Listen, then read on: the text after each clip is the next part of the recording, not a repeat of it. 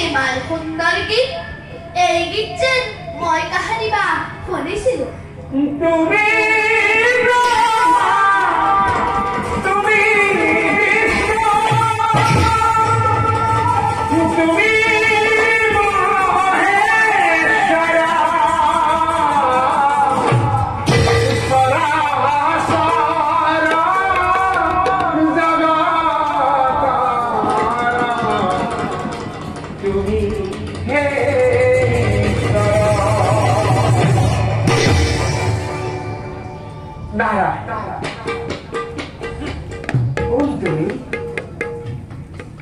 তুমি সুন্দর বালা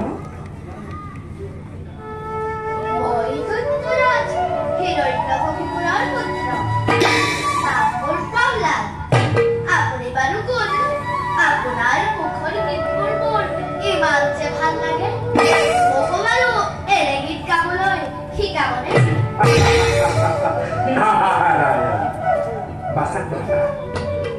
এই গীত গাই ঘূৰি ফুৰে আমাৰ ইচ্ছা কন্যাকে আৰু যাৰ খাবলৈ এমুঠি অন্ন নাই আৰু যাৰ পিন্ধিবলৈ এখনি বস্ত্ৰ নাই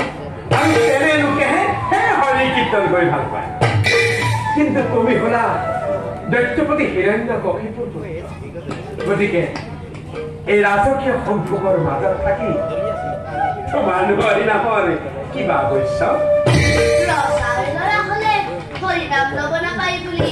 আপোনাক কোনে ক'লে ৰজাৰ ল'ৰা হলেও এই হৰি কীৰ্তন কৰিব পাৰে সঁচা কিন্তু তুমি হলা দৈত্যপতি হিৰণ্যকশিপুৰ পুত্ৰ তোমাৰ পিতৃ